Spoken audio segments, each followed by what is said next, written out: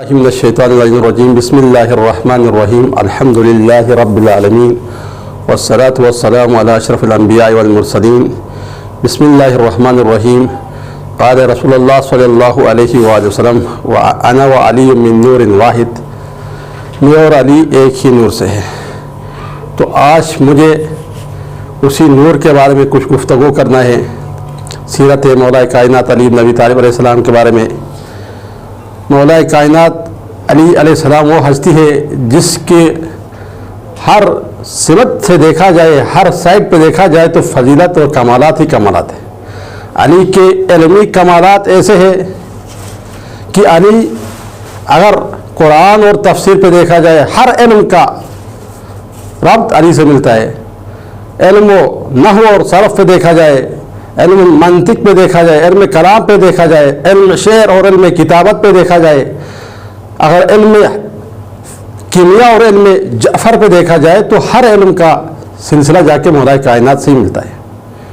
کیوں کہ اسی لیے رسول خدا نے فرمایا تھا کہ میں علم کا شیر ہوں، علی اس کا دروازہ ہے۔ تو جس کو بھی علم حاصل کرنا ہے وہ اس دروازے سے آ جائے۔ تمام علوم کا سرچشمہ، تمام علوم علی کے سینے پہ، اسی لیے تو کہا کہ امام مبین کے اندر ہر طرح کے علم موجود ہے۔ جو علم مولا کائنات کہتے ہیں کہ میرے پاس اتنا علم کا خزانہ تھا کہ لوگ میرے پاس علم لینے کے لیے نہیں آئے۔ اسی لیے مولا کائنات نے مسجد کوفہ کے ممبر سے اعلان کیا تھا، سالونی سالونی قبل ان تفقدونی، کوئی ہے جو مجھ سے علم کے بارے میں سوال کرے، میں زمین اور آسمان کے راستوں کو بہتر اور احسن طریقے سے جانتا ہوں، تاکہ جو بھی مسئلہ، جو بھی شرعی مسئلہ پوچھے، جو بھی علم کے بارے میں سوال کرے میں اس کے بارے میں جواب دوں گا۔ تاریخ میں کوئی ایسا دعویدار نہیں ملتا ہے جس نے اس طرح کے دعویٰ کیا ہو کہ مجھ سے پوچھے، میں ہر علم کے ہر چیز کے بارے میں جواب دے دوں، کیونکہ یہ امام مبین تھے۔ اس کے اندر دنیا کے تمام علم موجود تھے۔ کوئی جن آتا اس کو بھی علمی سوالات ہوتے، سوال کا جواب دیتا۔ مولا سے جنات نے علم حاصل کیا، ملائکہ نے علم حاصل کیا۔ اگر دنیا کے لوگ زر آئے نہ آئے، ابو ذر نے مولا سے علم حاصل کر دیا۔ دنیا کے مسلمان آئے نہ آئے، سلمان نے مولا سے علم حاصل کر دیا۔ دنیا کے سردار آئے نہ آئے، سردار ملائکہ نے مولا سے علم حاصل کر دیا۔ جبرائیل امین نے مولا سے علم حاصل کیا ہے۔ ایک اس میں روایت گواہ ہے کہ بزم پیغمبر میں جبرائیل امین بیٹھے ہوئے تھے، مولا کائنات تشریف لائے تو جبرائیل امین کھڑے ہو گئے تعظیم کے لیے۔ رسول خدا نے کہا، اے جبرائیل تو علی کی تعظیم کے لیے کیوں کھڑا ہوا؟ کہا، یا رسول اللہ آپ تو جانتے ہیں اس پر کہ اس شخص کا میرے اوپر ایک میرا استاد ہے، اس کا میرے اوپر حق ہے، کیونکہ استاد کی تعظیم کے لیے کھڑا ہو جانا ہے۔ کہا وہ کیسے؟ جب میں پروردگار نے مجھے جنت کے اعلیٰ درجوں پہ لے گیا، اس مقام پر مجھ سے پوچھا کہ تم کون ہو اور میں کون ہوں، تو میں حیران تھا، میرے سمجھ میں کچھ نہیں آ رہا تھا۔ اس وقت میں نے دیکھا کہ اس نور کی طرف تو یہ نور آواز دے رہا تھا کہ جبرائیل کہہ دو کہ انا عبد الذلیل و اسمی جبرائیل، میں عبد ذلیل ہوں، میرا نام جبرائیل ہے۔ انت رب الجلیل و اسم جلیل، تو رب جلیل ہے، تیرا اسم بھی، تیرا نام بھی جلیل ہے۔ تو یہ میرے اوپر اس کا علم کا حق ہے، اس لیے میں اس کی تعظیم کے لیے کھڑے ہو جاتا ہوں۔ تو علی سے علم لینے والے، علی سے علم حاصل کرنے والے ہر جگہ میں کامیاب ہے۔ آج لوگوں نے علی کے در کو چھوڑ کر کسی اور کے در کی طرف گئے تو آج دنیا اس حالت پہ اس پہنچی کہ ہر دروازے میں، ہر کسی کے دروازے میں ٹھوکر کھاتے مگر در اہل بیت پہ نہیں آتا۔ ظلم تو یہ ہے کہ لوگوں نے علی کے در کے قریب آنے نہیں دیا، لوگوں کو اہل بیت کے دروازے پہ آنے نہیں دیا۔ جو قرآن کے حقیقی وارث تھے وہ تفسیر قرآن کرنے لگے، اس کو کرنے نہیں دیا، بلکہ تاج و تخت پر قابض لوگوں نے قرآن کی تشریح کرنا شروع کر دی۔ تو آج حقیقی معاملے میں ہمیں قرآن کے علم نہیں مل رہا ہے۔ تو در اہل بیت علی کہتے ہیں کہ مجھے قرآن کے ہر آیت کے بارے میں معلوم ہے کہ یہ آیت کہاں نازل ہوئی، کس کی شان میں نازل ہوئی، کس کے بارے میں نازل ہوئی ہے، قرآن میں کون سی آیت محکم ہے، کون سی آیت متشابہ ہے، کون سی ناسخ ہے، کون سی منسوخ ہے۔ میں ہر آیت کے بارے میں جانتا ہوں اور ہر آیت کی فضیلت کے بارے میں جانتا ہوں، ہر آیت کس کی شان میں اور کس کی فضیلت میں نازل ہوئی اس کے بارے میں جانتا ہوں۔ تو یہ مولا کے علمی کمالات تھے۔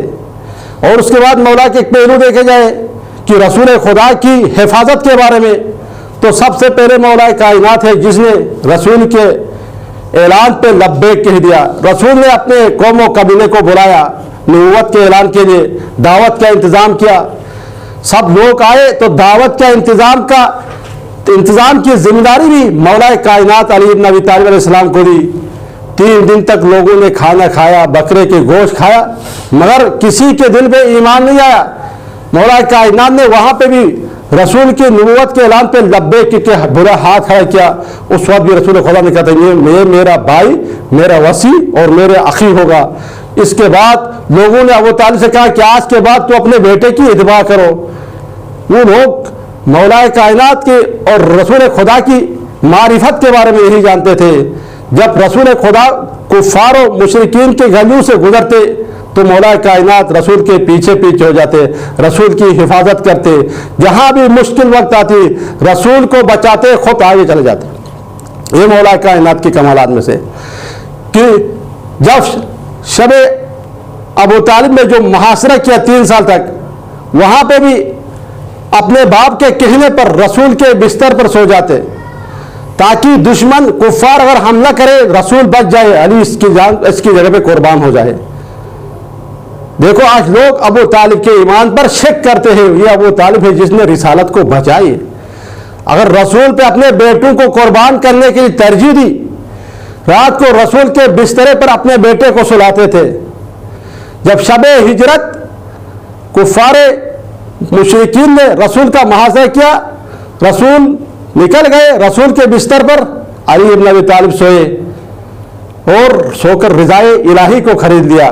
جب صبح ہوئی تو رسول کے وقار کو بچایا اور لوگوں کفار کو رسول پر جو امانتیں تھیں وہ واپس کر دیا اور ناموس سے رسالت کو لے کر مدینے میں پہنچ گئے۔ اب رسول خدا مدینے میں داخل نہیں ہوئے، لوگوں نے کہا یا رسول اللہ داخل ہو جائے۔ کہا میں علی کے بغیر ایک قدم نہیں بڑھتا ہوں، جب میں شروع سے علی کے بغیر آگے نہیں بڑھا تو آج کیسا بڑھوں؟ کہا یا رسول اللہ اس وقت تو آپ اکیلے تھے تو علی کی مدد اور نصرت کی ضرورت تھی، آج تو آپ کے ساتھ بڑے بڑے بزرگ ساتھ ہیں تو آپ چلے۔ کہا بڑے بڑے بزرگ و تجربہ کار سے اسلام نہیں بچتا، اسلام کو بچانا ہے تو علی کا سہارا لینا پڑتا ہے۔ جہاں پہ کوئی بھی معرکہ کوئی بھی مشکل آئے وہاں علی ابن ابی طالب علیہ السلام سب سے آگے رہے۔ علی کے بغیر کوئی اسلام کی جنگ فتح نہیں ہوئی، علی کے بغیر کوئی اسلام میں ایسی فتح نصیب نہیں ہوئی کہ جو رسول خدا کسی اور صحابہ کہ تم جاؤ یہ چیز فتح کر کے لاؤ، ان سے فتح ہی نہیں ہوئی۔ اگر ہم جنگ بدر کو دیکھیں تو بھی لوگوں سے وہ کام نہیں ہوا، علی آئے، علی نے فتح کر دیا۔ جنگ احد میں جائے، احد کے میدان میں الٹے پاؤں بھاگے لوگ، بلکہ رسول خدا نے کہا علی سب بھاگ گئے تھے تو آپ کیوں کھڑے رہے؟ کہا یا رسول اللہ میں ایمان لانے کے بعد کفر اختیار نہیں کرتا ہوں۔ اب یہ عجیب جملہ ہے کہ رسول اللہ کے سامنے علی کہتے کہ بھاگنے والے کفر پر ہے، رسول بھی خاموش ہے، علی بھی خاموش ہے۔ اب بھاگنے والوں کے ایمان پر آپ خود سوال کریں کہ کیا ہوگا ان کے ایمان۔ یہاں پہ امامت اور رسالت دونوں خاموش ہے۔ اس کے بعد خیبر کی معرکہ آتے ہیں، وہاں بھی لوگوں سے وہ فتح نہیں ہوتے، علی بن ابی طالب اس مقام پہ بھی فتح کر کے واپس آ جاتے ہیں۔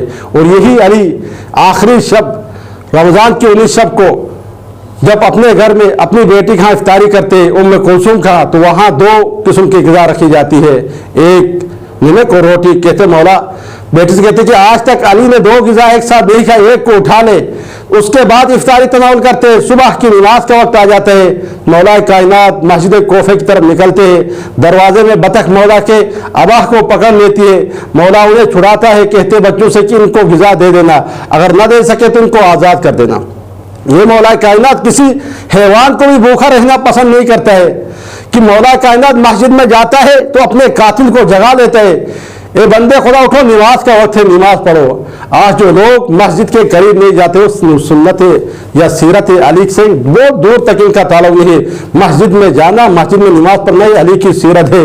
مولا کائنات نماز کے حالت میں 1 رکعت پڑھتے دوسرے رکوع میں جاتا ہے، سجدے کی حالت میں ابن ملجم لعین مولا پہ ضربت لگاتے، مولا کے سر اقدس پہ خون جاری ہوتے، आसमान से निदा आते कद कुतिल अमीर अलमोमिन, आज अमीर अलमोमिन कत्ल हुआ। हज़ारों मौला की ये निदा उम्मे कुलसूम और ज़ैनब के कानून में आती है, अपने भाई से कहती कि जाओ बाबा की खबर लाओ। हसन और हुसैन दौड़कर मस्जिद कोफे में आ जाते हैं। मस्जिद कोफे में मौला के सिराने आते। इमाम हसन मौला को आगे करके खुद मौला के इमाम हसन नमाज पढ़ाते। इमाम हुसैन साहबियों के साथ मौला को लेकर अपने बेत शरफ में आ जाते।